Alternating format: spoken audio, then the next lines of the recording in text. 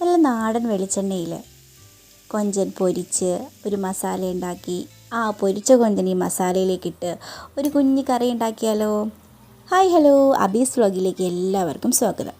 അപ്പോൾ ഈ മസാല ഉണ്ടാക്കേണ്ടത് ഒരു തക്കാളി ചെറുതാക്കി അരിഞ്ഞത്, കറിവേപ്പില, ഉപ്പ്, മല്ലിപ്പൊടി, മുളക് പൊടി, മഞ്ഞൾപ്പൊടി, ഇറച്ചി മസാല, ഇഞ്ചി, വെളുത്തുള്ളി ഇവയെല്ലാം മിക്സിക്കകത്ത് നന്നായിട്ട് അരച്ചെടുത്തതിന് ശേഷം കഴുകി വെച്ച കൊഞ്ചലിലേക്ക് വേണ്ട മസാലകൾ മാത്രം എടുത്ത് ബാക്കിയുള്ള മസാല മാറ്റി വയ്ക്കുക. നന്നായിട്ട് മിക്സ് ചെയ്തതിന് ശേഷം നമുക്ക് ഒരു 20 മിനിറ്റെങ്കിലും മാരിനേറ്റ് ചെയ്ത് വെക്കണം. ഇനി ഒരു ഗ്യാസ് സ്റ്റവ് ഓണാക്കിയതിന് ശേഷം ഒരു അലൂമിനിയത്തിൻ്റെ ഉരുളിയോ ഏതെങ്കിലും ഒരു പാനോ എടുത്തിട്ട് നമ്മൾ വെളിച്ചെണ്ണ ഒഴിച്ചു കൊടുക്കുക. നന്നായി ചൂടായതിന് ശേഷം നമുക്ക് വെളുത്തുള്ളി, ഇഞ്ചി ഇവയൊന്ന് ചൂടാക്കിയെടുക്കുക, അഥവാ മൂപ്പിച്ചെടുക്കുക. ബ്രൗൺ കളർ ആയതിനു ശേഷം നമ്മൾ അതിലോട്ട് പച്ചമുളക് കീറിയിട്ട് കൊടുക്കണം. കുറച്ച് കറിവേപ്പില എല്ലാം കൂടെ ഇട്ട് നന്നായിട്ട് മിക്സ് ചെയ്ത് കൊടുക്കുക. ആദ്യം ഹൈ ഫ്ലെയിമിൽ വെച്ചതിന് ശേഷം നമ്മൾ ഗ്യാസ് സ്റ്റവ് ലോ ഫ്ലെയിമിലാണ് വെക്കേണ്ടത്. ഇനി 2 വലിയ സവാള കട്ടി കുറച്ച് നമ്മൾ അരിഞ്ഞത് ഇതിലോട്ടേക്ക് ചേർത്ത് കൊടുക്കുക. പെട്ടെന്ന് വഴറ്റി കിട്ടാൻ വേണ്ടി നമ്മൾ അതിലേക്ക് 1 സ്പൂണ് ഉപ്പും കൂടി ചേർക്കുന്നുണ്ട്. പൊടിയുപ്പ് വേണം ചേർക്കാൻ. നന്നായി മിക്സ് ആക്കിയതിന് ശേഷം നമ്മൾ മൂടി വെച്ച് വഴറ്റിയെടുക്കുക. എല്ലാം ലോ ഫ്ലെയിമിൽ വേണം ചെയ്യാൻ. ഇനി വേറൊരു പാൻ എടുത്ത് നമ്മുടെ ഈ ഒരു 20 മിനിറ്റ് വെച്ച് നമ്മുടെ കൊഞ്ചൻ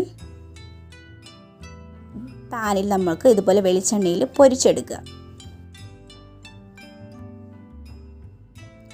ഒരു 80% ഇത് വേവിച്ചെടുക്കാം. നല്ല പോലെ മുരിഞ്ഞു പോരുത്. ഇതുപോലെ ബാക്കിയുള്ളവയും പൊരിച്ചെടുക്കുക.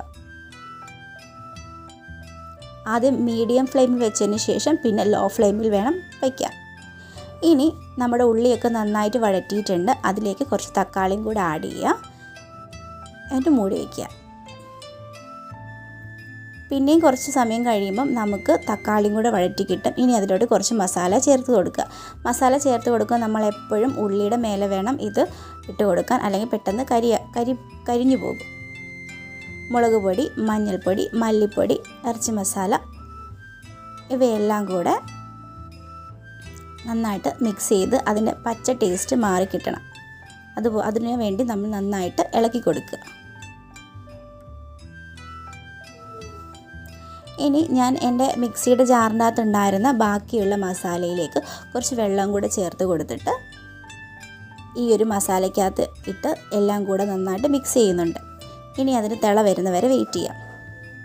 ഇനി ഇതിലേക്ക് നമ്മൾ മുരിച്ച് വെച്ച ആ ഒരു കൊഞ്ചൻ ഈ ഒരു മസാലയ്ക്കകത്ത് ഇട്ട് കൊടുക്കുക.